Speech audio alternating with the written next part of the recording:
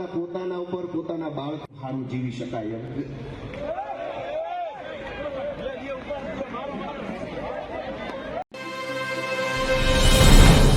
5 December શુક્રવારના દિવસે જામનગરની અંદર આમ આદમી પાર્ટીના ધારાસભ્ય ગોપાલ ઇટાલિયાની એક જાહેર સભા ટાઉન હોલમાં હતી.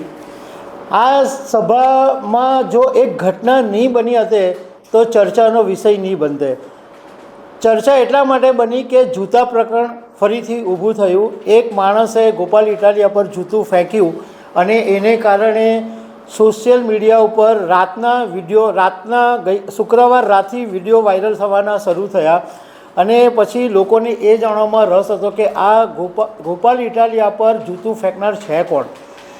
તો આના વિશે હું તમારી સાથે વાત કરીશ. મારું નામ રાજેશ શાહ છે અને તમે જોઈ રહ્યા છો ગુજરાતના સૌથી મોટા ડિજિટલ ન્યૂઝ પ્લેટફોર્મ ખબરછે.com.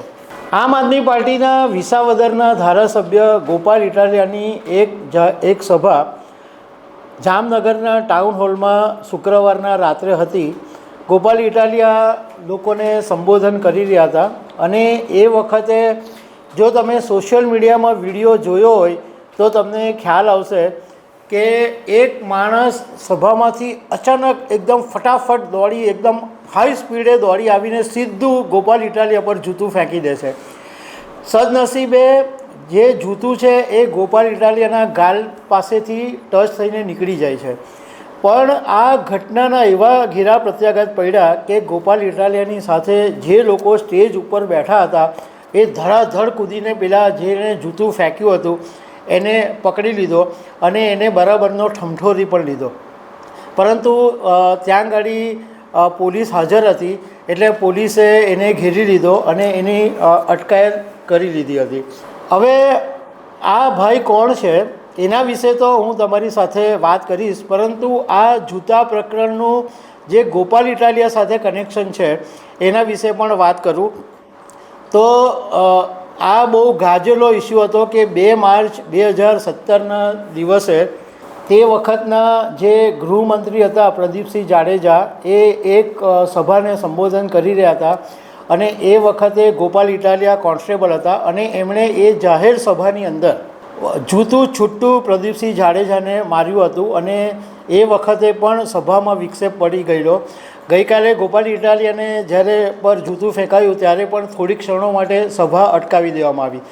જો કે એવું જાણવા મળ્યું કે ગોપાલ ઇટાલિયાએ એવું કીધું કે એ ભાઈએ ભલે જૂતું માર્યું એને માફ કરી દો. પરંતુ સોશિયલ મીડિયામાં કેટલાક લોકો એવું પણ કહી રહ્યા છે કે આ તો કર્મનું ફળ છે, વાઇસે વર્ષા.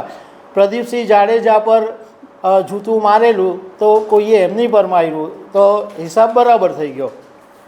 હવે જ્યારે આ ઘટના બની એટલે આમ આદમી પાર્ટીની ગુજરાતના પેજ ઉપર ગુજરાત આમ આદમીના પેજ પર 1 મિનિટ અને 22 સેકન્ડનો એક વિડીયો પોસ્ટ કરવામાં આવ્યો અને એમાં એવું કહેવામાં આવ્યું કે ભાજપના ગુંડાઓ દ્વારા આપના ધારાસભ્ય પર હુમલો કરવામાં આવ્યો અને આ નિંદનીય ઘટના છે.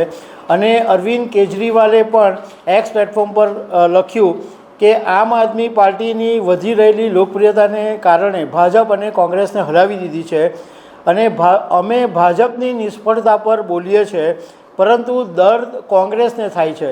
તો કેમ? એક આમ આદમી પાર્ટીના નેતાએ એવું લખ્યું કે આ રિશ્તા ક્યાં કહેલાતા હૈ, કારણ કે ભાજપ અને કોંગ્રેસ ભેગા છે એવું એ વાત કહેવા માંગતા હતા.